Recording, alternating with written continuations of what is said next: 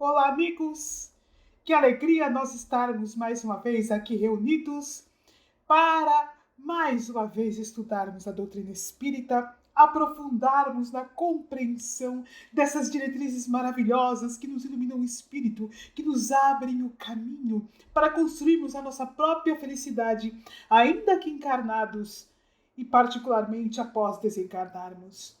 É um fator interessante porque nós vamos estudando, e é natural que assim seja, ao longo da doutrina espírita, que a felicidade não pertence a este mundo. E é verdade que no mundo de provas e expiações, a maneira como nós entendemos felicidade realmente não pertence a este mundo. Neste planeta de provas e expiações, e particularmente num planeta que caminha para a regeneração, o planeta de transição em que nós nos encontramos, a felicidade se encontrará na conquista da serenidade, para que sejamos capazes de, diante dos obstáculos que se apresentam a nós, abrirmos um campo para a evolução.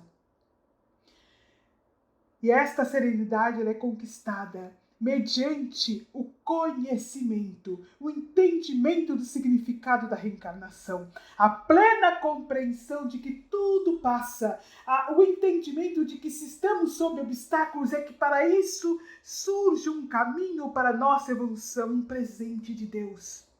A compreensão que dependerá exclusivamente de nós construirmos uma vida futura onde tenhamos mais paz, paz espiritual, alegria espiritual, a conquista da plenitude espiritual. Então, são conceitos que nós vamos criando a partir do estudo da doutrina espírita que vão abrindo campo para nós utilizarmos a inteligência espiritual, para que tenhamos subsídio teórico necessário a fim de decidir, a partir do conhecimento que nós temos, quais caminhos iremos seguir, que decisões iremos tomar, como vamos melhorar os nossos sentimentos, de que maneira trabalhar as nossas emoções, como utilizar a prece a nosso favor, como compreender a ligação que nos permite estar junto ao plano espiritual superior, entender que somos seres espirituais e, conforme estudamos no último episódio, interexistimos entre o plano físico e o plano espiritual.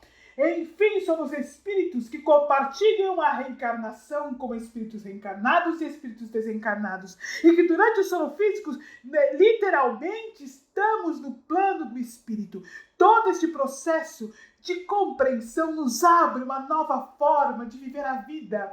Não estamos inseridos exclusivamente na matéria, mas a matéria é um recurso de que dispomos a fim de que possamos galgar as escadas para alcançar esta felicidade espiritual que pode ser alcançada parcialmente aqui na Terra, neste momento, mesmo que nós nos encontremos no planeta de provas e expiações, mesmo no turbilhão que nós vivemos hoje dentro deste planeta, nós podemos conquistar essa serenidade. E ela não deve ser uma serenidade apenas da boca para fora, uma serenidade apenas em nossa mente externa, mas é uma serenidade interna, daquele que realmente, no atual estágio evolutivo em que nos encontramos, é impactado pelos processos externos, mas encontra dentro de si, após o impacto inicial, os recursos que poderá mobilizar, a fim de encontrar este caminho de paz diante de todos os desafios. A doutrina espírita é este recurso, o conhecimento que ela nos traz é este recurso,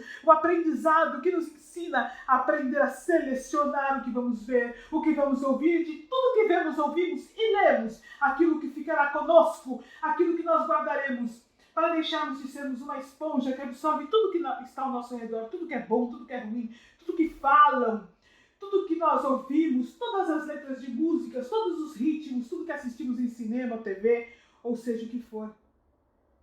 E mesmo que sejamos capazes de ver tudo, selecionarmos aquilo que carregaremos conosco. Porquanto, meus amigos, somos espíritos individuais. Nossas decisões individuais influenciam o todo, mas acima de tudo influenciam a nós mesmos. Temos nas mãos um caderno aberto. Escrevemos inúmeras páginas até chegarmos neste momento, mas este momento é sem dúvida um divisor de águas que se chama doutrina espírita.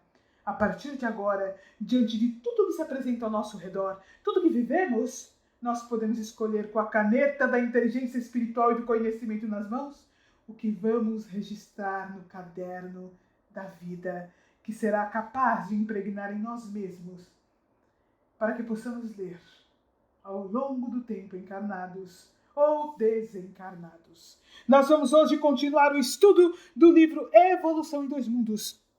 E hoje nós vamos fazer um paralelo importante entre o livro Evolução em Dois Mundos e o que nós aprendemos agora no início do capítulo 2. E o livro Nosso Lar, de André Luiz, psicografia do Chico Xavier. Para que nós possamos abrir mais ainda o campo da compreensão do corpo espiritual, de acordo com aquilo que está descrito no livro Nosso Lar. Nós fizemos também um paralelo com o início do filme Nosso Lar, que é claro, não se compara ao livro, mas nos traz imagens que enriquecem a leitura. Então nós não aconselhamos a estudar o Nosso Lar exclusivamente a partir do livro, a partir do filme, vou repetir, nós não aconselhamos a estudar o Nosso Lar exclusivamente a partir do filme, mas o filme pode servir como uma página colorida, pertencente ao livro, que nos permita, a partir da leitura e do estudo, porque é um livro muito importante, parece que não, todo mundo já leu, ou todo mundo já viu em algum momento, mas é uma literatura muito importante. Quando nós fazemos um paralelo entre o livro Nosso Lar e isso que nós vamos fazer hoje, por exemplo, o livro Evolução em Dois Mundos, o livro Nosso Lar e o filme, eles se enriquecem a partir da compreensão de todo o campo de conhecimento que André Luiz nos traz. Por exemplo, nessa primeira pequena parte do capítulo 2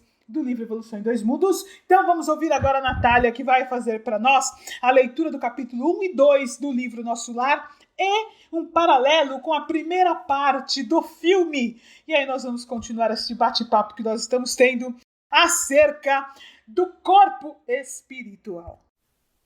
Olá, Sandra. Olá, Nádia. Oi, Tiago. Estou aqui mais uma semana muito feliz em poder participar. Eu vou começar lendo o capítulo 1 do livro Nosso Lar. É o capítulo Nas Zonas Inferiores. Eu guardava a impressão de haver perdido a ideia de tempo. A noção de espaço esvaíra-se-me de há muito tempo. Estava convicto de não mais pertencer ao número dos encarnados no mundo. No entanto, meus pulmões respiravam a longos haustos. Desde quando me tornara joguete de forças irresistíveis? Impossível esclarecer. Sentia-me, na verdade, amargurado duende nas grades escuras do horror, cabelos eriçados, coração aos saltos, medo terrível. Senhoreando-me, muita vez gritei como louco, implorei piedade e clamei contra o doloroso desânimo que me subjugava o espírito. Mas quando o silêncio implacável não me absorvia a voz estentórica, lamentos mais comovedores que os meus respondia-me aos clamores. Outras vezes, gargalhadas sinistras rasgavam a quietude ambiente. Algum companheiro desconhecido estaria, a meu ver, prisioneiro da loucura. Formas diabólicas, rostos alvares, expressões animalescas surgiam de quando em quando, agravando-me o assombro. A paisagem, quando não totalmente escura, parecia banhada de luz, avacenta, como que amortalhada em neblina espessa, que os raios de sol aquecessem de muito longe. E a estranha viagem prosseguia. Com que fim? Quem o poderia dizer? Apenas sabia que fugia sempre. O medo me impedia de roldão. Onde o lar, a esposa, os filhos, perdera toda a noção de rumo. O receio do ignoto e o pavor da treva absorviam-me todas as faculdades de raciocínio, logo que me desprendera dos últimos laços físicos em pleno sepulcro. Atormentavam-me a consciência. Preferiria a ausência total da razão, a não ser. De início, as lágrimas lavavam-me incessantemente o rosto, e apenas em minutos raros felicitava-me a bênção do sono. Interrompia-se, porém, bruscamente a sensação de alívio. Seres monstruosos acordavam-me irônicos. Era imprescindível fugir deles. Reconhecia agora a esfera diferente a erguer-se da bolha do mundo, e todavia era tarde. Pensamentos angustiosos atritavam o meu cérebro. Mal delineava projetos de solução, incidentes numerosos impeliam-me a considerações estonteantes. Em momento algum, o problema religioso surgiu tão profundo a meus olhos. Os princípios puramente filosóficos, políticos e científicos figuravam-se-me agora extremamente secundários para a vida humana. Significavam, a meu ver, valioso patrimônio nos planos da terra, mas urgia reconhecer que a humanidade não se constitui de gerações transitórias, e sim de espíritos eternos, a caminho de gloriosa destinação. Verificava que alguma coisa permanece acima de toda cogitação, meramente intelectual. Esse algo é a fé, manifestação divina ao homem. Semelhante análise surgia, contudo, tardiamente. De fato, conhecia as letras do Velho Testamento e muita vez folheara o Evangelho. Entretanto, era forçoso reconhecer que nunca procurara as letras sagradas com a luz do coração. Identificava-as por meio da crítica de escritores menos afeitos ao sentimento, à consciência, ou em pleno desacordo com as verdades essenciais. Noutras ocasiões, interpretava-as com um sacerdócio organizado, sem sair jamais do círculo de contradições em que estacionara voluntariamente. Em verdade, não fora um criminoso, no meu próprio conceito. A filosofia do imediatismo, porém, absorvera-me. A existência terrestre que a morte transformara não fora assinalada de lances diferentes da craveira comum. Filho de pais, talvez, excessivamente generosos, conquistara meus títulos universitários sem maior sacrifício. Compartilhara os vícios da mocidade do seu tempo, organizara o lar, conseguira filhos, conseguira situações estáveis que garantissem a tranquilidade econômica do meu grupo familiar. Mas examinando atentamente a mim mesmo, algo me fazia experimentar a noção de tempo perdido, com a silenciosa acusação da consciência. Habitar a terra, gozara-lhe os bens, colher as bênçãos da vida, mas não lhe retribuíra ceitil do débito enorme. Tivera paz, cuja generosidade e sacrifícios por mim nunca avaliei, esposa e filhos que prendera ferozmente nas teias rijas do egoísmo destruidor. Possuíra um lar que fechei a todos os que palmilhavam o deserto das angústias. Deliciara-me com os júbilos da família, esquecido de estender essa bênção divina à imensa família humana, surdo a comezinhos deveres de fraternidade. Enfim, como a flor de estufa não suportava agora o clima das realidades eternas, não desenvolvera os germes divinos que o Senhor da vida colocara em minha alma, sufocara-os criminosamente no desejo incontido de bem-estar. Não adestrara órgãos para a vida nova. Era justo, pois, que aí despertasse a maneira de aleijado que, restituído ao rio infinito da eternidade, não pudesse acompanhar senão compulsoriamente a carreira incessante das águas, ou como um mendigo infeliz que, exausto em pleno deserto, perambula à mercê de impetuosos tufões. Ó amigos da terra, quantos de vós podereis evitar o caminho da amargura com o preparo dos campos interiores do coração? Acendei vossas luzes antes de atravessar a grande sombra. Buscai a verdade antes que a verdade vos surpreenda. Suai agora para não chorardes depois. Capítulo 2. Clarencio.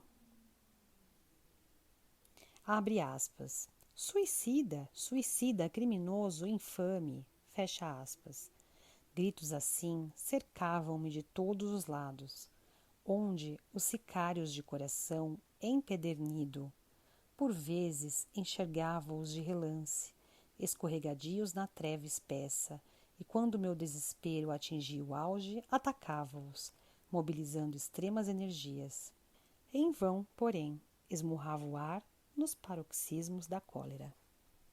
Gargalhadas sarcásticas feriam meus ouvidos enquanto os vultos negros desapareciam na sombra. Para quem apelar? Torturava-me a fome, a sede, me escaldava. Comezinham os fenômenos da experiência material. Patenteavam-se-me aos olhos. Crescera-me a barba, a roupa começava a romper-se com os esforços da resistência na região desconhecida.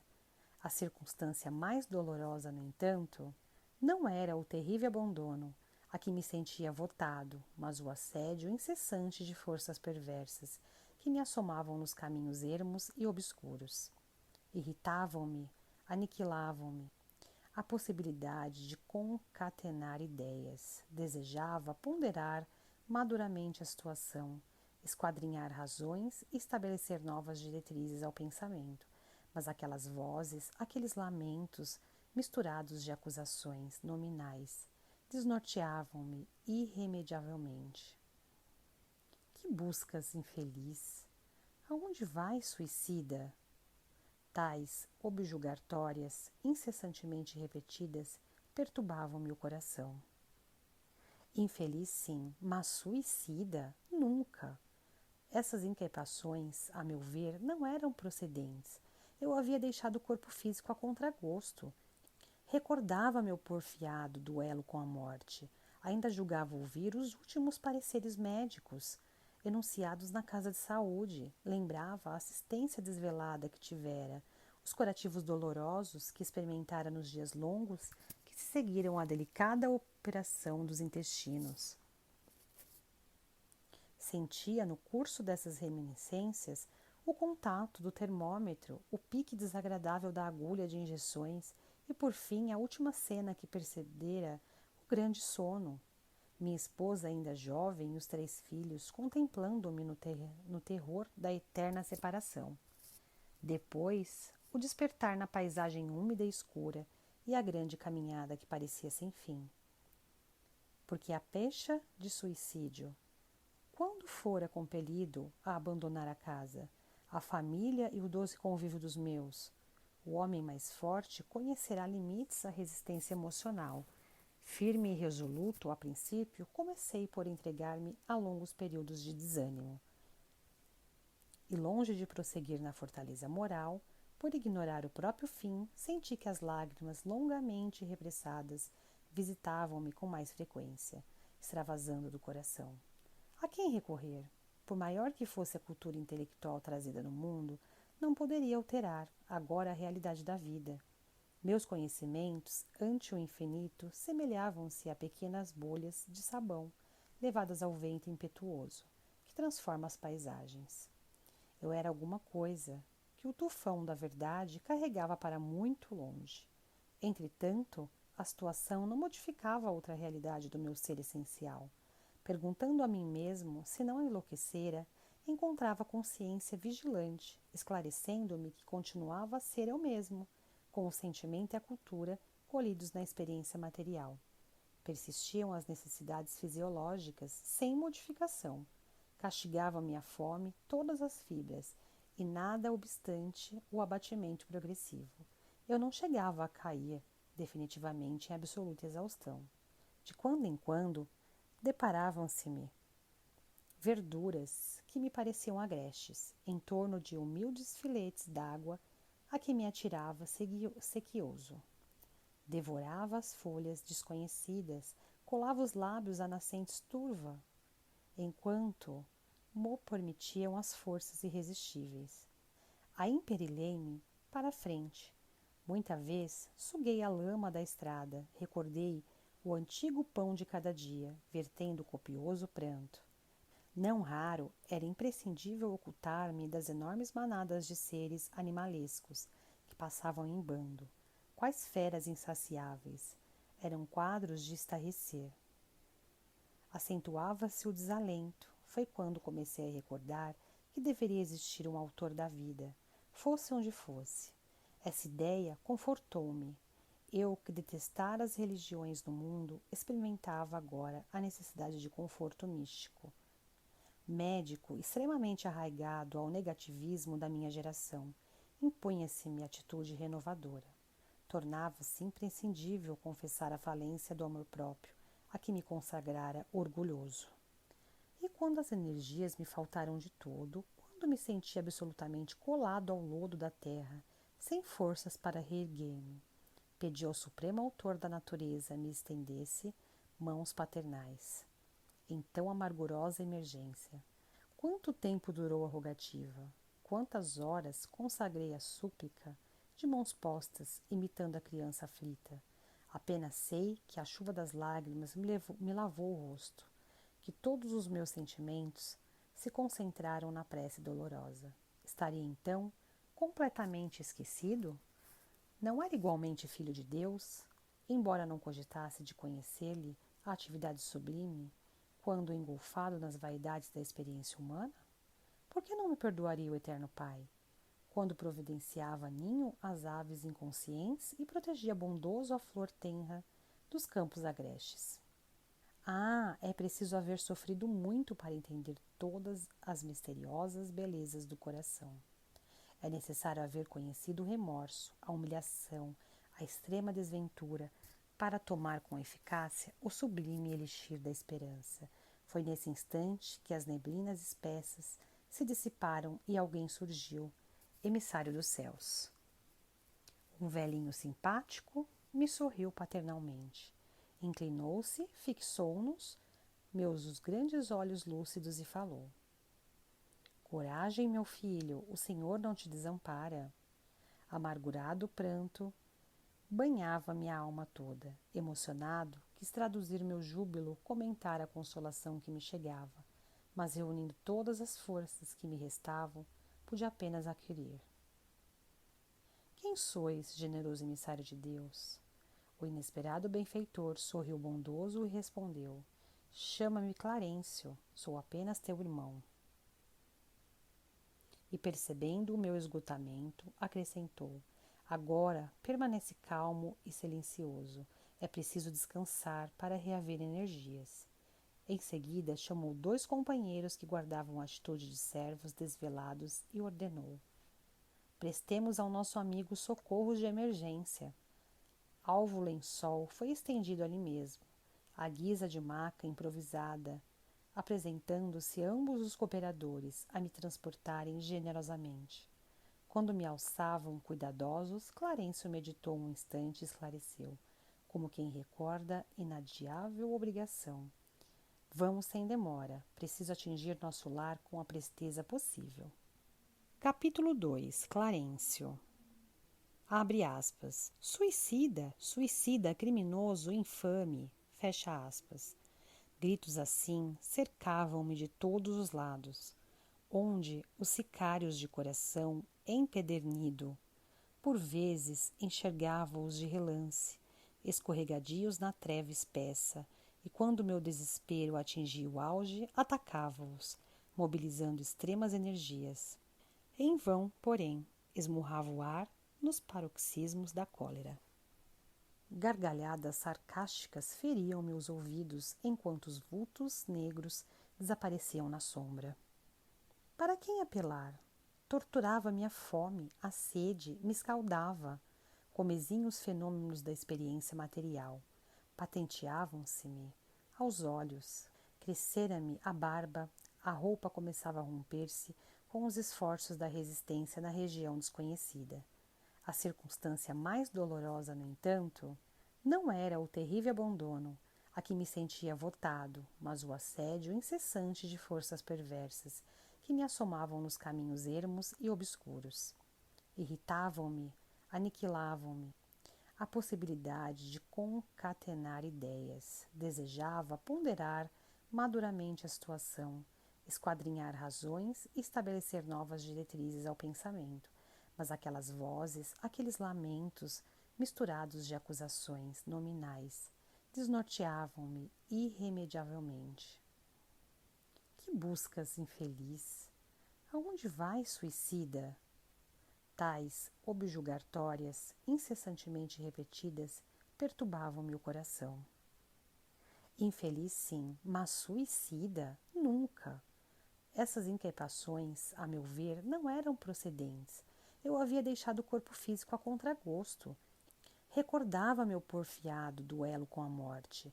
Ainda julgava ouvir os últimos pareceres médicos.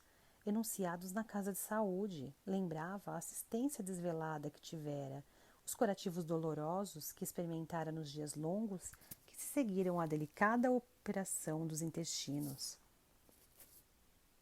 Sentia no curso dessas reminiscências o contato do termômetro, o pique desagradável da agulha de injeções e, por fim, a última cena que precedera o grande sono. Minha esposa, ainda jovem, e os 3 filhos, contemplando-me no terror da eterna separação. Depois, o despertar na paisagem úmida e escura e a grande caminhada que parecia sem fim. Porque a pecha de suicídio, quando fora compelido a abandonar a casa, a família e o doce convívio dos meus, o homem mais forte conhecerá limites à resistência emocional. Firme e resoluto, a princípio, comecei por entregar-me a longos períodos de desânimo. E longe de prosseguir na fortaleza moral, por ignorar o próprio fim, senti que as lágrimas longamente repressadas visitavam-me com mais frequência, extravasando do coração. A quem recorrer? Por maior que fosse a cultura intelectual trazida no mundo, não poderia alterar agora a realidade da vida. Meus conhecimentos, ante o infinito, semelhavam-se a pequenas bolhas de sabão levadas ao vento impetuoso, que transforma as paisagens. Eu era alguma coisa que o tufão da verdade carregava para muito longe. Entretanto, a situação não modificava a outra realidade do meu ser essencial. Perguntando a mim mesmo se não enlouquecera, encontrava consciência vigilante, esclarecendo-me que continuava a ser eu mesmo, com o sentimento e a cultura colhidos na experiência material. Persistiam as necessidades fisiológicas sem modificação. Castigava-me a fome todas as fibras, e nada obstante o abatimento progressivo. Eu não chegava a cair definitivamente em absoluta exaustão. De quando em quando, deparavam-se-me verduras que me pareciam agrestes, em torno de humildes filetes d'água a que me atirava sequioso. Devorava as folhas desconhecidas, colava os lábios à nascente turva, enquanto mo permitiam as forças irresistíveis. Aí imperilei-me para a frente. Muita vez suguei a lama da estrada, recordei o antigo pão de cada dia, vertendo copioso pranto. Não raro era imprescindível ocultar-me das enormes manadas de seres animalescos que passavam em bando. Quais feras insaciáveis! Eram quadros de estarrecer. Acentuava-se o desalento. Foi quando comecei a recordar que deveria existir um autor da vida, fosse onde fosse. Essa ideia confortou-me. Eu, que detestara as religiões do mundo, experimentava agora a necessidade de conforto místico. Médico, extremamente arraigado ao negativismo da minha geração, impunha-se-me atitude renovadora. Tornava-se imprescindível confessar a falência do amor próprio, a que me consagrara orgulhoso. E quando as energias me faltaram de todo, quando me senti absolutamente colado ao lodo da terra, sem forças para reerguer-me, pedi ao Supremo Autor da natureza me estendesse mãos paternais. Então amargurosa emergência. Quanto tempo durou a rogativa? Quantas horas consagrei a súplica de mãos postas, imitando a criança aflita? Apenas sei que a chuva das lágrimas me lavou o rosto, que todos os meus sentimentos se concentraram na prece dolorosa. Estaria então completamente esquecido? Não era igualmente filho de Deus? Embora não cogitasse de conhecer-lhe a atividade sublime, quando engolfado nas vaidades da experiência humana? Por que não me perdoaria o Eterno Pai, quando providenciava ninho às aves inconscientes e protegia bondoso a flor tenra dos campos agrestes? Ah, é preciso haver sofrido muito para entender todas as misteriosas belezas do coração. É necessário haver conhecido o remorso, a humilhação, a extrema desventura, para tomar com eficácia o sublime elixir da esperança. Foi nesse instante que as neblinas espessas se dissiparam e alguém surgiu, emissário dos céus. Um velhinho simpático me sorriu paternalmente. Inclinou-se, fixou-nos meus os grandes olhos lúcidos e falou: Coragem, meu filho, o Senhor não te desampara.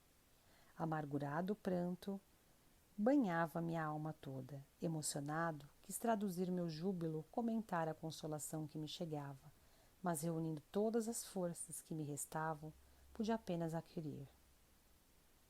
Quem sois, generoso emissário de Deus?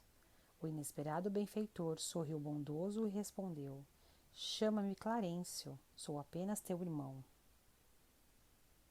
E percebendo o meu esgotamento, acrescentou: Agora permanece calmo e silencioso.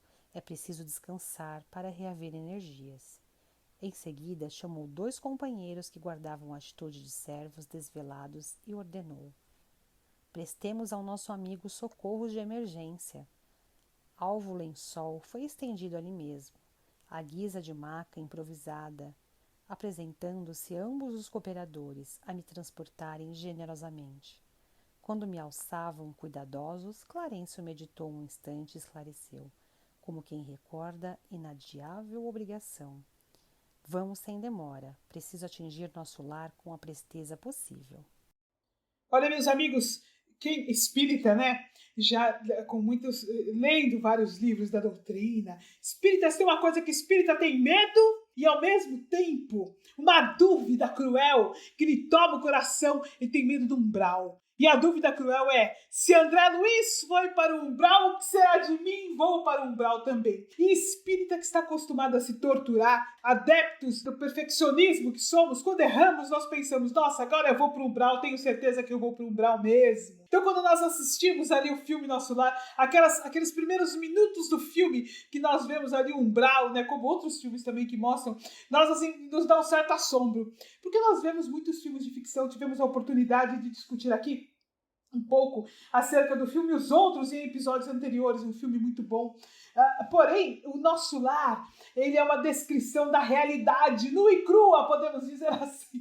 E aí, quando nós assistimos o filme, nos dá um certo arrepio. Eu tenho amigos que dizem que do cinema, quando foram assistir no cinema, fecharam o olho, alguns tamparam os ouvidos, não queriam ouvir. Outros, né, que tiveram a oportunidade depois de assistir a partir de streamings, ou mesmo a partir de DVD, corria um filme para não assistir aquela parte do umbral. Me dava um arrepio, eu tenho medo de estar vendo o meu futuro, ouvi de muitos, e é natural que isso aconteça conosco, porque nós temos uma dificuldade de entender em que momento evolutivo nós teremos a oportunidade de estudar mais à frente, para nós podermos ser capazes realmente de tomar nas mãos ferramentas que nos permitam a evolução. E hoje, com alegria, nós temos a doutrina espírita nos dando inúmeras ferramentas, inúmeras formas de aprendermos a usar a inteligência espiritual, de evoluirmos. Mas isso é assunto para coisa que vai vir muito lá na frente ainda no nosso podcast Fala Animal.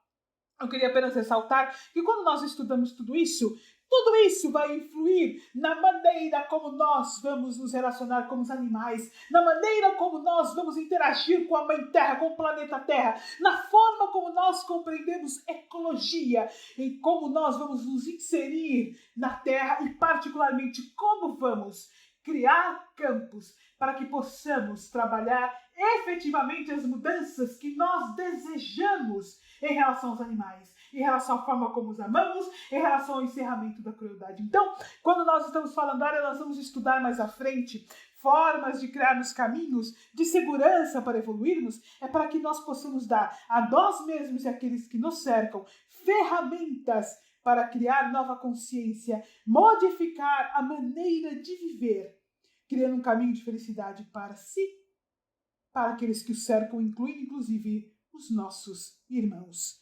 animais. Então, depois que nós ouvimos aí a leitura da Natália, né? E no filme nós temos assim essa leitura enriquecida nessas primeiras partes, porque nós vemos, por exemplo, como ele acorda no umbral, né? Uma cena bastante marcante, que ele, na verdade, ele acorda, está deitado no lodo, né? Naquela água lamacenta. Então, quando ele levanta, esta água escorre, a face está toda modificada, a roupa toda escura, ele está escuro, o ambiente é uma névoa escura, sem beleza. Ele descreve no livro, inclusive, é como se o sol pudesse assim iluminar muito de longe. Ele está numa espécie de pântano, as vozes desesperadas que ele escuta. Então, o filme traz um pouco desse processo que enriquece muito esta primeira parte do livro. No livro ele descreve uma coisa que vai nos trazer um pouco do que nós estudamos, um pouco não, bastante do que nós estudamos nesta primeira parte do capítulo 2 do livro Evolução em 2 Mundos. Então vou trazer de novo essa leitura para nos recordar a mente, nos permitindo então fazer este paralelo tão importante para que fique guardado na nossa mente efetivamente o significado do corpo espiritual. O que é o corpo espiritual? Como ele se formata no plano do espírito? É muito importante essa compreensão, porque conforme nós vamos entendendo o corpo espiritual, nós vamos aprendendo a respeitar mais nosso corpo físico, a tomar decisões melhores para o corpo físico mediante o corpo espiritual. Decisões melhores para a nossa paz de espírito mediante aquilo que vai se refletir no corpo espiritual. Então, tudo isso é uma chave muito importante. Entender o corpo espiritual é uma chave que nós viramos no processo de evolução. Antes é quase que nós fôssemos levados pela maré da evolução. Quando nós entendemos o corpo espiritual, passamos a entender esse impacto que nós temos em nossas decisões no corpo espiritual, nós viramos uma chave e podemos então decidir. Peraí, eu vou me dar como exemplo, mas este exemplo pode servir a todos que nos cercam. Eu vou me dar como exemplo porque estou aqui comigo mesma e eu não sei o nome de vocês que estão aí nos ouvindo, mas que são nossos irmãos de estudo, nós estudamos juntos. Então, quando eu entendo o corpo espiritual, eu recebi uma chave nas mãos. É a chave da compreensão efetiva do processo evolutivo e como ele se processa. Eu posso encaixar esta chave na porta da evolução e dizer, olha Sandra, quando você virar esta chave, você pode abrir esta porta e a partir de agora influenciar a sua evolução. E é isso, nós estamos recebendo uma chave, meus amigos, olha que importante, a doutrina espírita nos entrega uma chave, esta chave nos permite decidir como nós vamos trilhar o caminho da evolução conscientemente. Então vamos lá, relendo uma parte do livro Evolução em 2 Mundos, e ele diz o seguinte, logo no capítulo 2, Corpo Espiritual é o título do capítulo. Né? Do ponto de vista da constituição e função que se caracteriza nas esferas imediatas ao trabalho do homem após a morte, é o corpo espiritual o veículo físico por excelência. Esclarecendo aqui que ele diz isso por quê? Aqui é depois que nós desencarnamos. Então ele descreve depois que desencarnamos, por isso ele diz, após a morte, e o corpo físico, ou seja, ficou na Terra. O corpo físico morreu, encerrou-se a sua atividade de vida, morreu. Então nós passamos a ser espíritos com um corpo espiritual, não temos mais um corpo físico. Então, no plano do espírito, o corpo espiritual é o nosso corpo físico por excelência. Por isso que ele diz assim, é o corpo espiritual, o veículo físico por excelência. Após a morte, vou repetir, após a morte é o corpo espiritual, o veículo físico por excelência, com sua estrutura eletromagnética. Algo modificado no que tange aos fenômenos genésicos e nutritivos, de acordo, porém, com as aquisições da mente que o maneja. Então, eu queria trazer aqui uma situação para nos enriquecer esta compreensão, que André Luiz, logo no início do livro Nosso Lar, ele disse que ele reconhecia que ele estava desencarnado, porém, percebia, no entanto, que ele ainda respirava em hausto, né? Então, ele respirava profundamente, percebia o pulmão encher-se de ar. Olha só aí, nós trazemos de novo essa percepção do corpo espiritual como um veículo físico por excelência, que conforme nos conta André Luiz aqui no livro Evolução em 2 Mundos, né? Este veículo físico por excelência, né?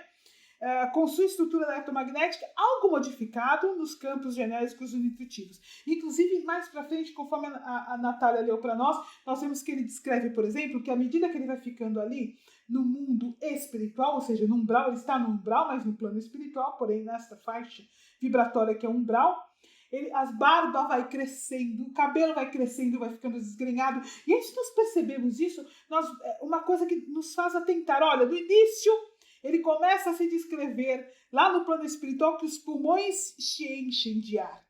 E o corpo espiritual, ele é tão semelhante ao corpo físico que a barba e o cabelo dele crescem. Olha só, então nós vamos começando a entender, muitas vezes nós pensamos assim, o corpo espiritual, como ele não é uma matéria parecida com a nossa, ele deve ser uma coisa assim, né, uma energia, né, o corpo espiritual deve ser uma energia, é um engano. O corpo físico, ele é um reflexo do corpo espiritual, conforme nós estudamos no episódio anterior, mas o corpo espiritual é uma matéria mais sutil, mas é uma matéria que mantém as funções metabólicas e fisiológicas. Então ele descreve, ele respira.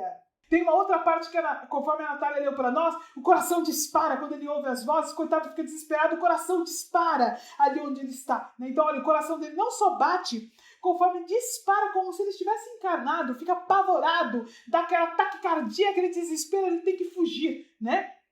O cabelo cresce, a barba cresce. E aí agora eu vou ler uma parte repetindo o que a Natália leu para que isso fique bem gravado. Entretanto, a situação não modificava a outra realidade do meu ser essencial.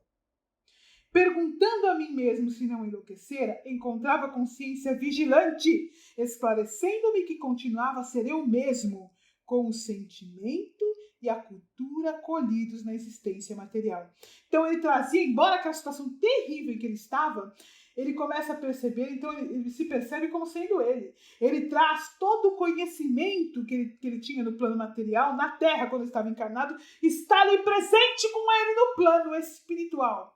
Presente com ele. Os sentimentos anteriores que ele tinha, seja de amor, seja de raiva, seja de mágoa, estavam presentes com ele, ou seja, ele se identifica sendo ele mesmo, não enlouquecera, embora a condição difícil em que ele se encontrava.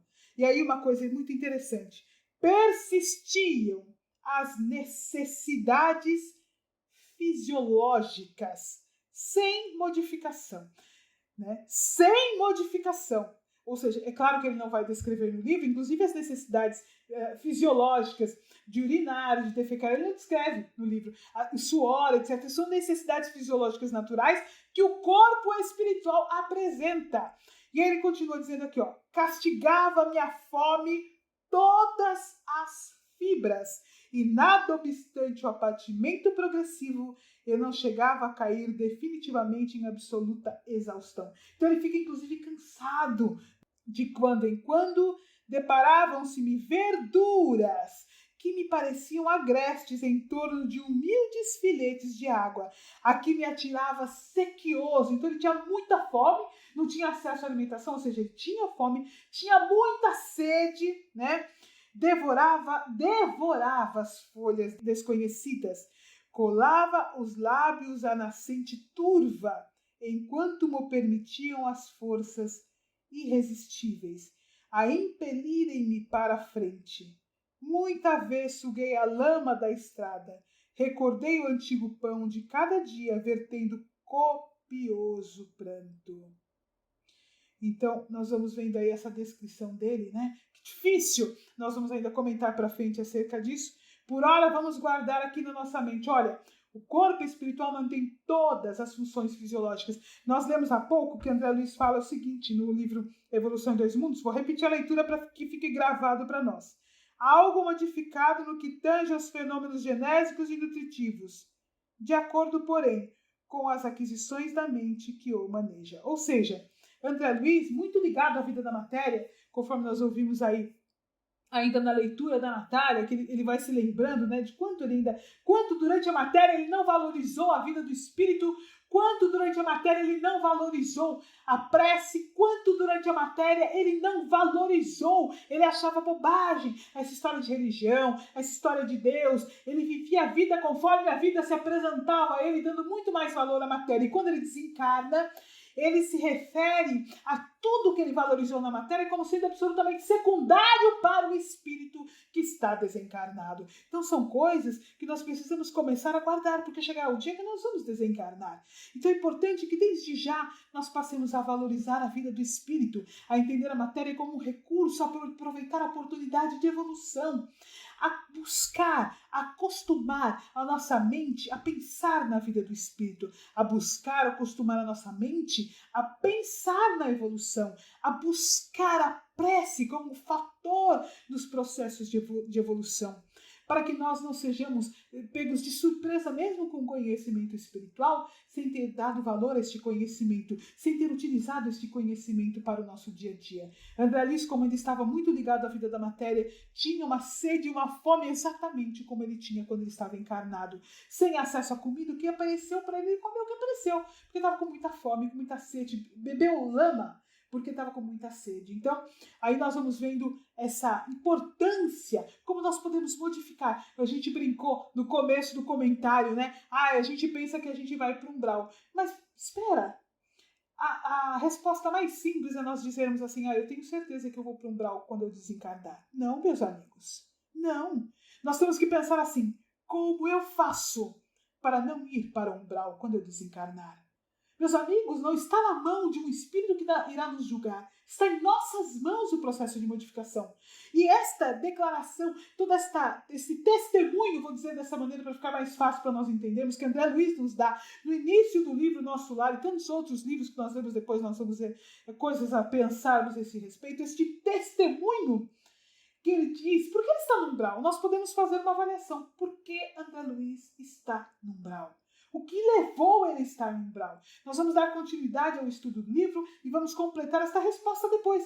Por que André Luiz está no umbral? Entender o porquê ele está lá é que fará com que nós tomemos decisões hoje para que nós não estejamos lá. Não foi à toa que ele descreveu isso para o Chico. Não foi à toa que este livro foi publicado. É um livro profundo. É o primeiro livro da série Vida Espiritual que o Chico psicografa e um dos mais profundos que nós precisamos estudar em detalhes, entender a para que nós possamos tomar decisões que nos levem a caminhos melhores na esfera do espírito.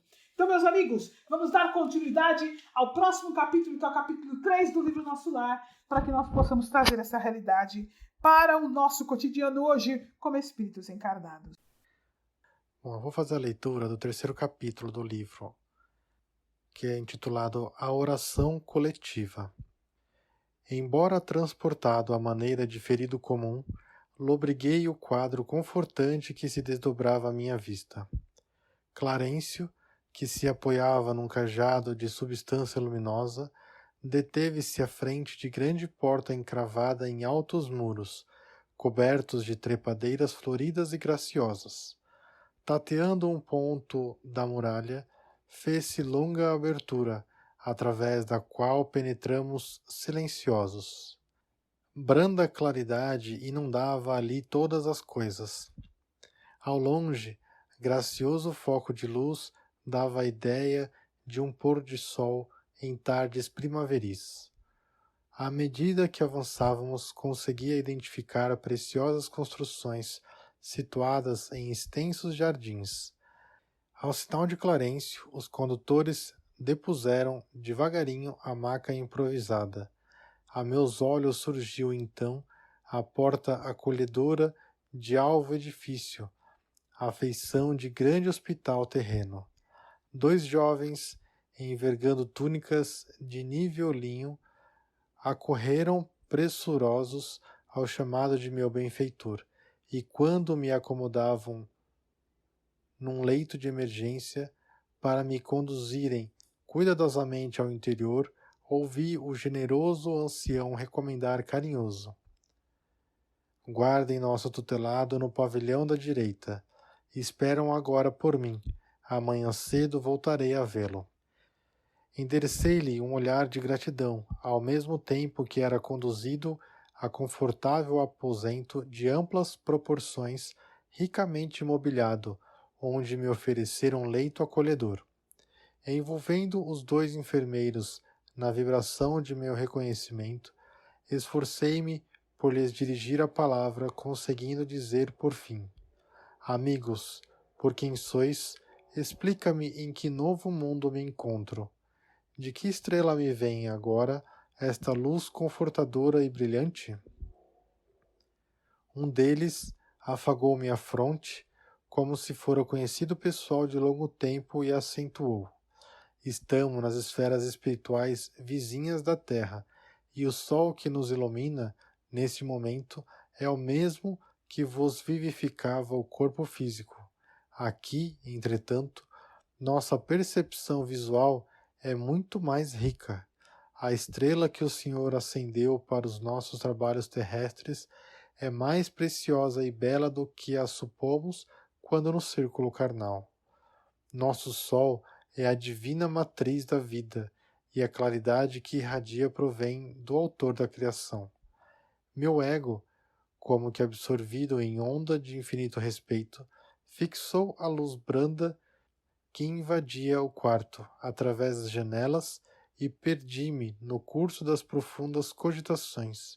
Recordei então que nunca fixara o sol nos dias terrestres, meditando na imensurável bondade daquele que nolo concede para o caminho eterno da vida. Semelhava-me assim ao cego venturoso que abre os olhos para a natureza sublime depois de longos séculos de escuridão. A essa altura, serviram-me caldo reconfortante, seguido de água muito fresca, que me pareceu portadora de fluidos divinos. Aquela reduzida porção de líquido reanimava-me inesperadamente. Não saberia dizer que espécie de sopa era aquela, se alimentação sedativa, se remédio salutar. Novas energias amparavam-me a alma, profundas comoções vibravam-me no espírito. Minha maior emoção, todavia, reservava-se para instantes depois. Mal não saíra da consoladora surpresa, divina melodia penetrou o quarto adentro, parecendo suave colmeia de sons a caminho das esferas superiores. Aquelas notas de maravilhosa harmonia atravessavam-me o coração. Ante meu olhar indagador, o enfermeiro, que permanecia ao lado, esclareceu bondoso. É chegado o crepúsculo em nosso lar. Em todos os núcleos desta colônia de trabalho, consagrada ao Cristo, há ligação direta com as preces da governadoria. E, enquanto a música embalsamava o ambiente, despedia-se atencioso. Agora fique em paz. Voltarei logo após a oração. Empolgou-me ansiedade súbita. Não poderei acompanhar-vos? Perguntei suplicante. Está ainda fraco, esclareceu gentil. Todavia, caso sinta-se disposto, aquela melodia renovava-me as energias profundas. Levantei-me, vencendo dificuldades, e agarrei-me ao braço fraternal que se estendia. Seguindo vacilante, cheguei a enorme salão, onde numerosa assembleia meditava em silêncio, profundamente recolhida. Da abóbada cheia de claridade brilhante, pendiam delicadas e flóreas guirlandas, que vinham do teto à base, formando radiosos símbolos de espiritualidade superior. Ninguém parecia dar conta da minha presença, ao passo que mal dissimulava eu a surpresa inexcedível. Todos os circunstantes, atentos, pareciam aguardar alguma coisa. Contendo a custo numerosas indagações que me esfervilhavam na mente, notei que ao fundo, em tela gigantesca, desenhava-se prodigioso quadro de luz quase feérica. Obedecendo a processos adiantados de televisão, surgiu o cenário de templo maravilhoso. Sentado em lugar de destaque, um ancião coroado de luz fixava o alto, em atitude de prece, envergando alva túnica de irradiações resplandecentes. Em plano inferior, 72 figuras pareciam acompanhá-lo em respeitoso silêncio. Altamente surpreendido, reparei Clarencio participando da assembleia, entre os que cercavam o velhinho refulgente. Apertei o braço do enfermeiro amigo e, compreendendo ele que minhas perguntas não se fariam esperar, esclareceu em voz baixa que mais se assemelhava a um leve sopro. Conserve-se tranquilo. Todas as residências e instituições de nosso lar estão orando com o governador, por meio da audição e visão à distância. Louvemos o coração invisível do céu. Mal terminara a explicação, as 72 figuras começaram a cantar harmonioso hino, repleto de indefinível beleza. A fisionomia de Clarencio no círculo dos veneráveis companheiros figurou-se-me tocada de mais intensa luz.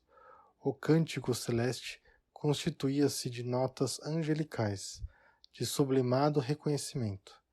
Pairavam no recinto misteriosas vibrações de paz e de alegria, e quando as notas argentinas fizeram delicioso staccato, desenhou-se ao longe, em plano elevado, um coração maravilhosamente azul, com estrias douradas. Cariciosa música em seguida respondia aos louvores, procedente, talvez, de esferas distantes. Foi aí que a abundante chuva de flores azuis se derramou sobre nós, mas, se fixávamos os miosotes celestiais, não conseguíamos detê-los nas mãos.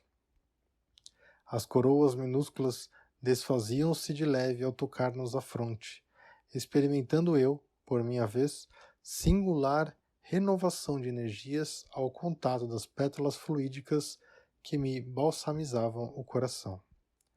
Terminada a sublime oração, regressei ao aposento de enfermo, amparado pelo amigo que me atendia de perto. Entretanto, não era mais o doente grave de horas antes. A primeira prece coletiva em nosso lar operara em mim completa transformação. Conforto inesperado envolvia minha alma. Pela primeira vez, depois de anos consecutivos de sofrimento, o pobre coração, saudoso e atormentado, à maneira de cálice muito tempo vazio, enchera-se de novo das gotas generosas do licor da esperança.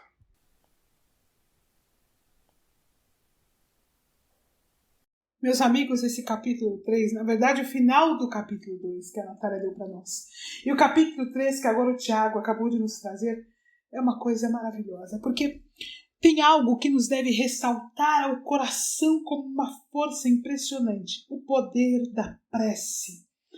Nós vemos tanto no filme, quanto na descrição que André Luiz faz realmente, efetivamente aí no final do capítulo 2 do livro Nosso Lar, porque ele não faz uma prece linda, ele não faz uma prece de belas palavras majestosas, ele inclusive nem se encontra numa posição majestosa, né? Não, ele faz uma prece do fundo do coração.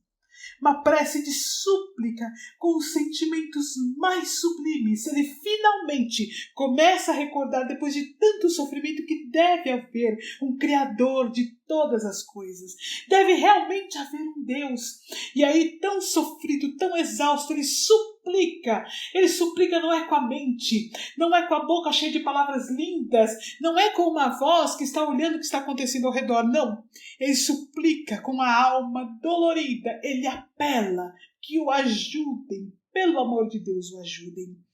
Esta súplica abre um campo ao redor dele, então ele começa a ver estes companheiros espirituais, ele vê Clarencio, mas uma coisa que fica muito clara conforme nós vamos lendo o livro, é que muitas vezes Clarencio esteve ali no umbral, próximo dele, estes espíritos que fazem os socorros no umbral vão de tempos em tempo, ele nunca conseguiu ver. Ele não conseguia ver porque a mente dele ainda presa à matéria, ainda questionando toda aquela situação. E nós vamos falar aí daqui a pouco a respeito da questão de chamá-lo de suicida. Então tudo isso o mantinha preso naquela angústia, naquele sofrimento, naquela tristeza, naquele medo, naquele pavor. Quando ele finalmente abre o campo do coração para a prece sincera, a súplica da alma, essa névoa se dissipa. O que significa isso? Quando nós, em meio ao turbilhão das dificuldades que apresentamos, quando acontece algo conosco que nos faz ter raiva, mágoa, horror, pânico, pavor, né? Nós fechamos os campos da mente para conseguir absorver as intuições das esferas superiores. No entanto, ainda que estejamos mergulhados nessas situações de desespero, se uma súplica vier do fundo de nosso coração, eu repito, não precisam ser palavras bonitas. Ah, Sandra, eu posso fazer uma prece decorada? Eu posso fazer um Pai Nosso? Claro que nós podemos fazer um Pai Nosso. Nós podemos fazer, por exemplo, uma oração de Francisco de Assis. Na verdade, o importante é que as palavras que nós estamos dizendo, elas sejam ditas com o nosso coração. Não com a nossa mente teórica, mas com o coração. Vou dar um exemplo. Olha, aqui nós estamos falando do Fala Animal, que é um podcast da SEAMA, Associação Espírita de Amigos dos Animais, né? E nós fazemos muita oração de Francisco de Assis no Centro Espírita. Então, quando nós podemos fazer ela de cor, Senhor, fazei de mim um instrumento de vossa paz. Por exemplo, onde houver ódio, que eu leve o amor, né? Onde houver ofensa, que eu leve o perdão. Esse pedacinho pequenininho. Meus amigos, nós podemos falar isso da boca para fora, ou nós podemos realmente fechar os olhos, mentalizar o Mestre Jesus e do fundo do nosso coração dizer: Senhor, fazei de mim um instrumento de vossa paz. Onde houver ódio, dentro de mim, que eu leve o amor. E onde houver ofensa, dentro de mim, que eu leve o perdão. Então, quando nós dizemos isso, quando nós estamos com raiva de alguém, com ódio, nós estamos suplicando ao Mestre que ilumine os nossos caminhos, a nossa mente nos intua, para que aquele ódio possa abrir caminho para um dia ele se tornar amor. Para que aquela ofensa possa abrir caminho para que um dia haja perdão. Então, nós iluminamos nosso próprio coração, nossa própria alma com as bênçãos do Cristo, desejosos sinceramente da melhora.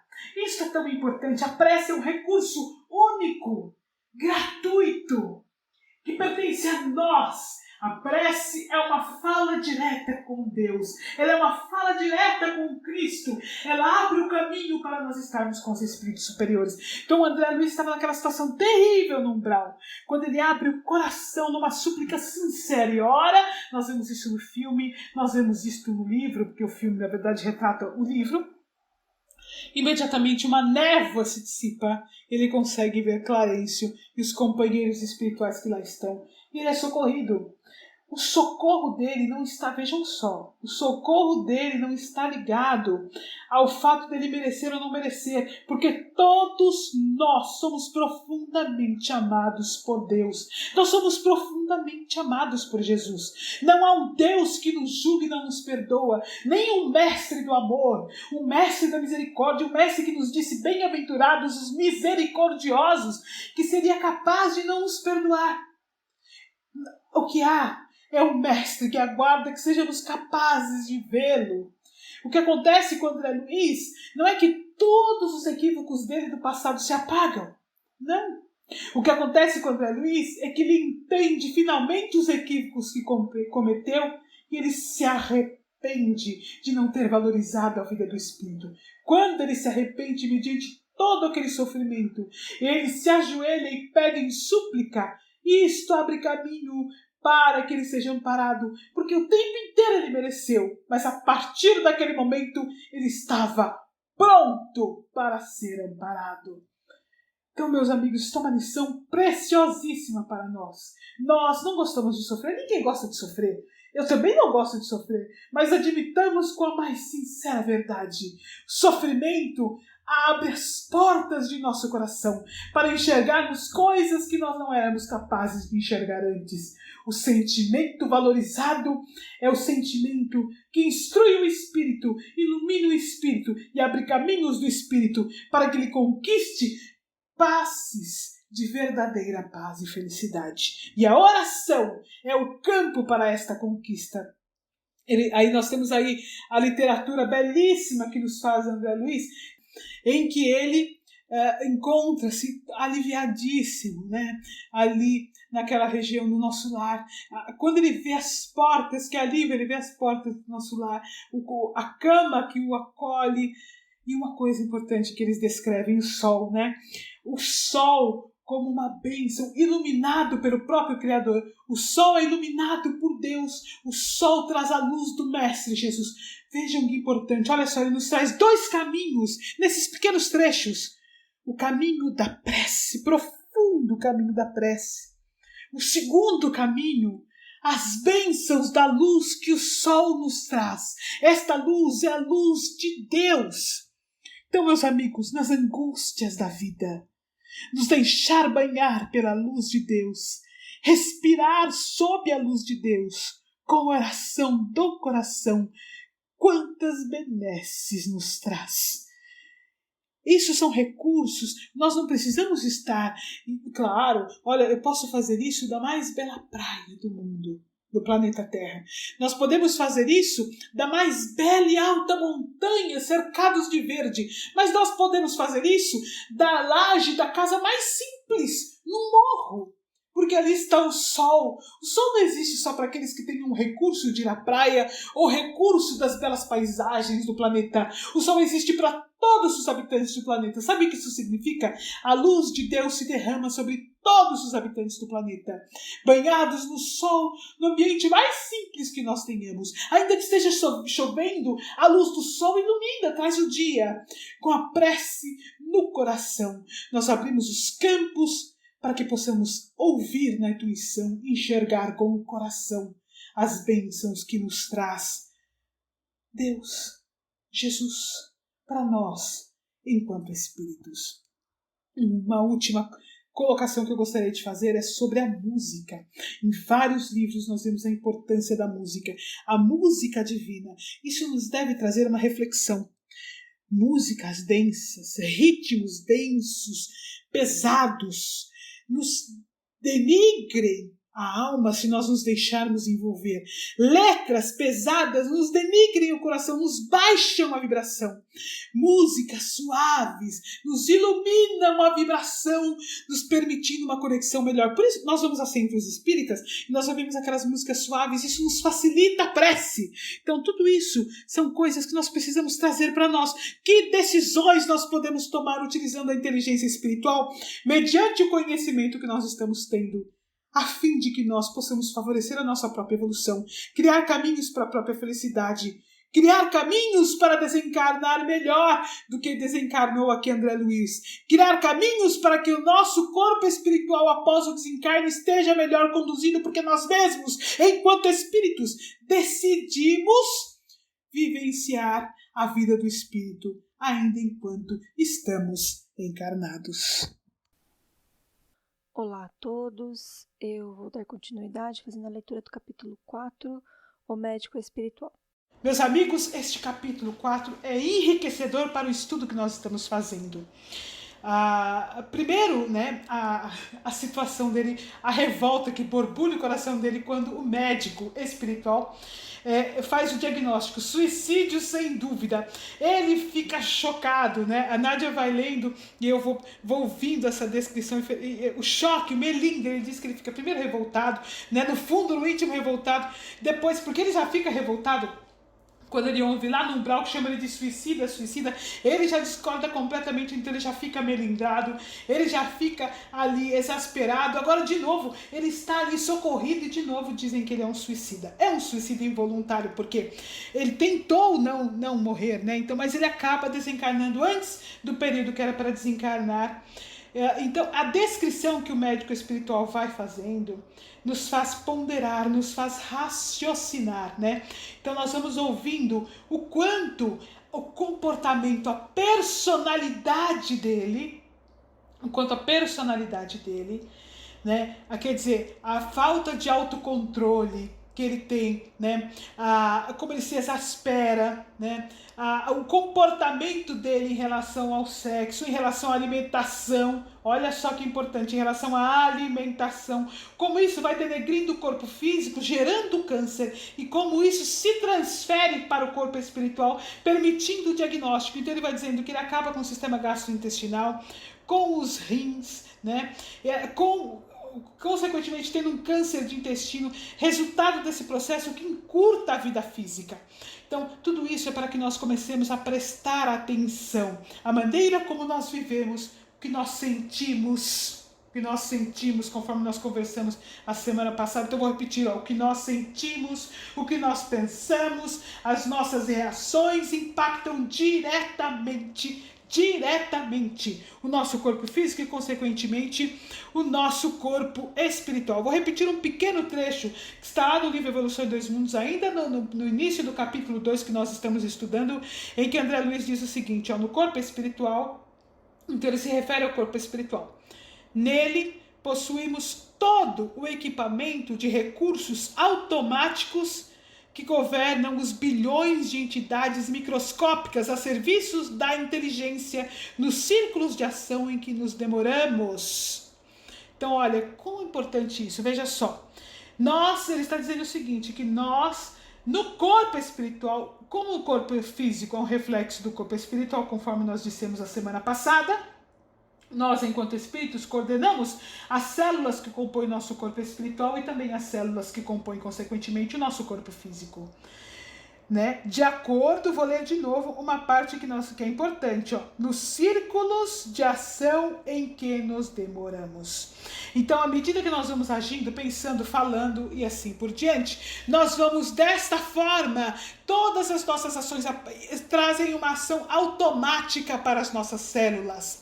Como nós coordenamos as nossas células a partir do centro vital coronário, que nós teremos a oportunidade de estudar no próximo episódio, a partir do centro vital coronário, as nossas ações e pensamentos já vão impregnando as nossas células, dessa forma causando distúrbios em nossas células, ou o contrário, ações ligadas ao perdão, ações ligadas ao amor, ações ligadas à esperança, ações ligadas ao bem, fazem o contrário, criam caminhos que permitem que as nossas células trabalhem da melhor maneira possível. Vou até ressaltar algumas partes que ele fala assim, todo o aparelho gástrico, a Nádia acabou de ler para nós, para que fique gravado, todo o aparelho gástrico foi destruído a custas de excesso de alimentação e bebidas alcoólicas. Aparentemente sem importância. Então, olha, aparentemente não era importante, não é que ele era um alcoólatra, não. Mas as bebidas, o excesso de alimentação, a forma como ele se alimentou, né? Devorou-lhe a sífilis energias essenciais, né? E aí nós vamos vendo essas colocações. Outro trecho importante para que nós possamos saber, já observou, meu amigo, que seu fígado foi maltratado pela sua própria ação, que os rins foram esquecidos com terrível menosprezo às dádivas sagradas, né? Mais para frente, os órgãos do corpo somático possuem incalculáveis reservas, segundo os desígnios do Senhor. O meu amigo, no entanto, iludiu excelentes oportunidades, desperdiçando patrimônios preciosos da experiência física. A longa tarefa que lhe foi confiada pelos maiores da espiritualidade superior foi reduzida a meras tentativas de trabalho que não se consumou. Então, nós vamos ouvindo isso entendendo o seguinte, embora os graves equívocos, né, a maltemperança, ou seja, personalidade complicada, o excesso de alimentação, as bebidas alcoólicas, o desprezo à vida espiritual, a desconsideração com a tarefa que ele teve. Ele utilizou a vida material para... Ele era médico. Não significa que ele foi um mau médico, mas ele angariou recursos apenas materiais, desconsiderou completamente a oportunidade da medicina fraterna que ele poderia ter tido. Isso não vale apenas para os médicos, meus amigos, isso vale para qualquer profissão.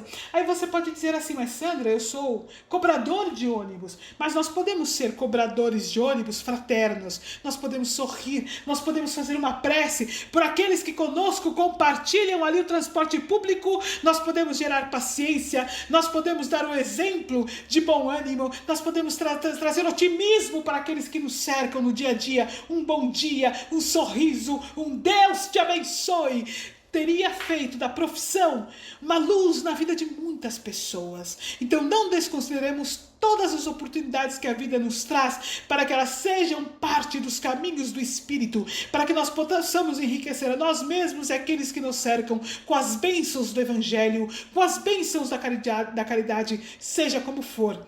Sem dúvida, todos os equívocos que ele cometeu com o corpo físico poderiam ter sido minimizados, não encerrados, mas minimizados, quando ele se permitisse irradiar-se com o bem que ele mesmo praticou. Então, isso é importante. Olha, meus amigos, tudo que nós fazemos com o corpo físico vai refletir em nosso corpo espiritual. Os nossos pensamentos vão ser refletidos no corpo espiritual. A maneira como nós nos alimentamos vai refletir no nosso corpo espiritual. Quando nós ingerimos, por exemplo, os corpos físicos dos animais, nós estamos fazendo do nosso corpo físico um verdadeiro túmulo. E estamos trazendo para ele, inclusive, o sofrimento dos animais que vai impregnar em nossas células. Assim, trazendo distúrbios para as nossas próprias células, que serão, sem dúvida, carregados e refletidos no corpo espiritual. Então, são coisas para nós pensarmos, decisões que precisamos tomar. Quão importantes são estas decisões? Estamos definindo de agora em diante os nossos caminhos espirituais. Estamos definindo como estará o nosso corpo espiritual quando desencarnarmos. Estamos definindo qual será a nossa residência quando desencarnarmos. Se estaremos imantados de amor e esperança, apesar de termos cometido equívocos, porque somos espíritos em evolução, ou se estaremos impregnados de tristeza e sofrimento por termos causado sofrimento àqueles que nos cercam, a nós mesmos e a nossos irmãos animais. Então, meus amigos, temos muito a pensar, muito a decidir, e sejamos imensamente gratos a André Luiz por ter trazido o seu testemunho a irradiar em nosso mundo, apenas em 4 capítulos. Quanto aprendemos e quanto ele nos deu de subsídio. Olha, estudando essa primeira pequena parte do livro Evolução em 2 Mundos, o que nós estudamos no capítulo anterior, em episódios anteriores, em que somos co-criadores em plano menor, entendendo que estamos inclusive criando o nosso próprio corpo espiritual, compreendendo a importância de nossos pensamentos, de nossas ações, da caridade, da prece, de trazer a vida do espírito aqui para a vida material. Se nós não estudássemos mais nada e aplicássemos apenas isso, sem dúvida alguma, enriqueceríamos a nossa própria vida do Espírito a partir de agora, com as bênçãos do Evangelho de nosso Senhor Jesus Cristo, que ensina a amar a Deus sobre todas as coisas e ao próximo como a si mesmo. Não há dúvida que os nossos irmãos animais são nossos próximos, mas também não há dúvida que amar a nós mesmos enquanto espíritos, significa também amar o nosso próximo, seja ele quem for. Porque sem amar ao próximo, estamos fingindo que nós nos amamos. E, enfim, não nos amamos. Que Jesus nos abençoe a todos e até a semana que vem.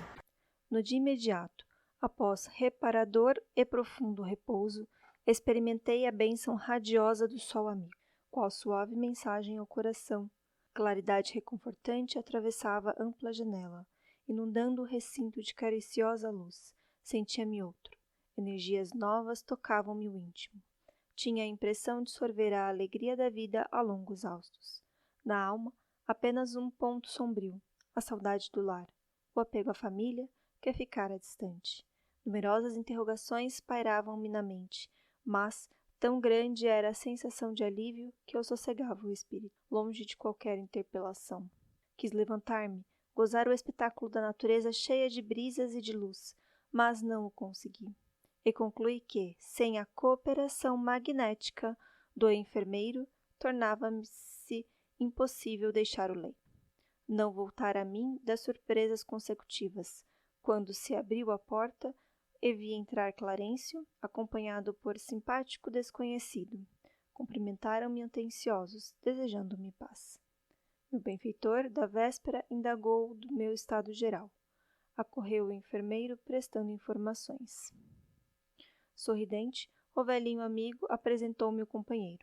Tratava-se, disse, do irmão Henrique de Luna, do Serviço de Assistência Médica da Colônia Espiritual. Trajado de branco, traços fisionômicos irradiando enorme simpatia, Henrique auscultou-me demoradamente, sorriu e explicou. É de lamentar que tenha vindo pelo suicídio. Enquanto Clarencio permanecia sereno, senti que singular assomo de revolta me borbulhava no íntimo. Suicídio? Recordei as acusações dos seres perversos das sombras. Não obstante o cabedal de gratidão que começava a acumular, não calei a incriminação. Creio haja engano, asseverei melindrado. Meu regresso do mundo não teve essa causa. Lutei mais de 40 dias na casa de saúde. Não teve, tentando vencer a morte. Sofri 2 operações graves devido à oclusão intestinal. Sim, esclareceu o médico, demonstrando a mesma serenidade superior. Mas a oclusão radicava-se em causas profundas. Talvez o amigo não tenha ponderado bastante. O organismo espiritual apresenta em si mesmo a história completa das ações praticadas no mundo. E, inclinando-se atencioso, indicava determinados pontos do meu corpo. Vejamos a zona intestinal, exclamou. A oclusão derivava de elementos cancerosos, e estes, por sua vez, de algumas leviandades de meu estimado irmão, no campo da sífilis. A moléstia, talvez, não assumisse características tão graves, se o seu procedimento mental no planeta estivesse enquadrado nos princípios da fraternidade e da temperança. Entretanto, seu modo especial de conviver, muitas vezes exasperado e sombrio, captava destruidoras vibrações naqueles que o ouviam. Nunca imaginou que a cólera fosse manancial de forças negativas para nós mesmos? A ausência de autodomínio, a inadvertência no trato com os semelhantes, aos quais muitas vezes ofendeu sem refletir, conduziam-no frequentemente à esfera dos seres doentes e inferiores. Tal circunstância agravou de muito o seu estado físico. Depois de longa pausa, em que me examinava atentamente, continuou. Já observou, meu amigo, que seu fígado foi maltratado pela sua própria ação? Que os rins foram esquecidos com terrível menosprezo às dádivas sagradas? Singular desapontamento invadira-me o coração. Parecendo desconhecer a angústia que me oprimia, continuava o médico esclarecendo. Os órgãos do corpo somático possuem incalculáveis reservas, segundo os desígnios do Senhor. O meu amigo, no entanto, iludiu excelentes oportunidades, desperdiçado patrimônios preciosos da experiência física. A longa tarefa que lhe foi confiada pelos maiores da espiritualidade superior foi reduzida a meras tentativas de trabalho que não se consumou. Todo o aparelho gástrico foi destruído à custa de excessos de alimentação e bebidas alcoólicas, aparentemente sem importância. Devorou-lhe a sífilis energias essenciais. Como vê, o suicídio é incontestável. Meditei nos problemas dos caminhos humanos, refletindo nas oportunidades perdidas. Na vida humana, consegui ajustar numerosas máscaras ao rosto, talhando-as conforme as situações. Aliás, não poderia supor noutro tempo que me seriam perdidas contas dos episódios simples que costumava considerar como fatos sem maior significação. Conceituara até ali os erros humanos, segundo os preceitos da criminologia. Todo acontecimento insignificante, estranho aos códigos, entraria na relação de fenômenos naturais. Deparava-se, porém, agora outro sistema de verificação das faltas cometidas. Não me defrontavam tribunais de tortura, nem me surpreendiam abismos infernais. Contudo, benfeitores sorridentes comentavam-me as fraquezas como quem cuida de uma criança desorientada, longe das vistas paternas. Aquele interesse espontâneo, no entanto, feria-me a vaidade do homem. Talvez que, visitado por figuras diabólicas a me torturarem de tridentes nas mãos, encontrasse forças para tornar a derrota menos amarga. Todavia, a bondade exuberante de Clarencio, a inflexão de ternura do médico, a calma fraternal do enfermeiro penetravam-me fundo o espírito. Não me dilacerava o desejo de reação. Doía-me de vergonha. E chorei, rosto entre as mãos, qual menino contrariado e infeliz. Pus-me a soluçar com a dor que me parecia irremediável. Não havia como discordar. Henrique de Luna falava com sobejas razões. Por fim, abafando os impulsos vaidosos, reconhecia a extensão de minhas leviandades, de outros tempos. A falsa noção da dignidade pessoal cedia terreno à justiça. Perante minha visão espiritual, só existia agora uma realidade torturante. Era verdadeiramente um suicida. Perdera o ensejo precioso da experiência humana. Não passava de náufrago, a quem se recolhia por caridade. Foi então que o generoso Clarencio, sentando-se no leito a meu lado, afagou-me paternalmente os cabelos e falou comovido: Oh, meu filho, não te lastimes tanto. Busquei-te atendendo à intercessão dos que te amam, dos planos mais altos. Tuas lágrimas atingem seus corações. Não desejas ser grato, mantendo-te tranquilo no exame das próprias faltas? Na verdade, tua posição é a do suicida inconsciente, mas é necessário reconhecer que centenas de criaturas se ausentam diariamente da terra nas mesmas condições. Acalma-te, pois, aproveita os tesouros do arrependimento, guarda a bênção do remorso, embora tardio, sem esquecer que a aflição não resolve problemas. Confia no Senhor e em nossa dedicação fraternal. Sossega a alma perturbada, porque muitos de nós outros já perambulamos igualmente nos teus caminhos.